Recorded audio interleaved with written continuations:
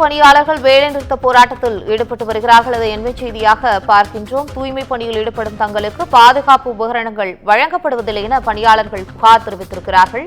இதுகுறித்த கூடுதல் தகவல்களை தருவதற்காக செய்தியாளர் விமலவேலன் இணைகிறார். விமலவேலன், உங்களுடைய தகவல்கள். வணக்கம் பவித்ரா.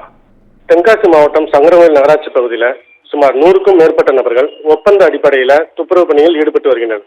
இவர்களில் ஆண்களுக்கு 400 ரூபாயும் பெண்களுக்கு 350 ரூபாயும் சம்பளம் கொடுக்கப்பட்டு வருகிறது.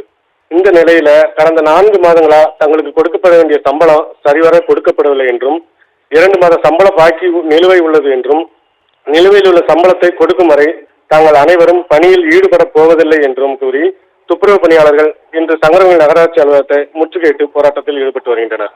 மேலும் துப்புரவு பணியில் ஈடுபட்டிருக்கும் தங்களுக்கு தேவையான அடிப்படை உபகரணங்களான கையுறை, காலுறை போன்ற எந்த உபகரணங்களும் தங்களுக்கு வழங்கப்படுவதில்லை என்றும் அவர்கள் புகார் தெரிவித்தனர்.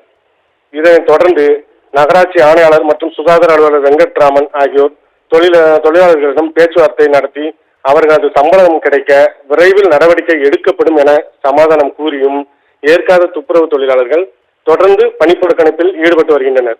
இவர்கள் பணிப்புறக்கணிப்பில் ஈடுபட்டு வந்த அதே நேரத்தில் கொசு ஒழிப்பு பணியில் ஈடுபடும் பெண்களும் தங்களுக்கும் கடந்த 4 மாத சம்பளம் காலமாக சம்பள பாக்கி வழங்கப்படவில்லை என்றும் தங்களுக்கும் சம்பளம் வேண்டும் என்று அதே கோரிக்கையுடன் அவர்களும் நகராட்சி வாசலில் அமர்ந்து முற்றுகை போராட்டத்தில் ஈடுபட்டு வந்ததால் அந்த பகுதியில் பெரும் பரபரப்பு ஏற்பட்டது.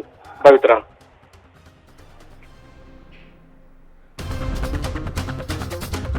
தென்காசி மாவட்டம் சங்கரன் கோவிலில் நகராட்சி ஒப்பந்த தூய்மையாளர்கள் வேலைநிறுத்த போராட்டத்தில் ஈடுபட்டு வருகிறார்கள் என்பதையும் அது குறித்தான தகவல்களையும் தந்தமைக்கு நன்றி விமலவேலன்.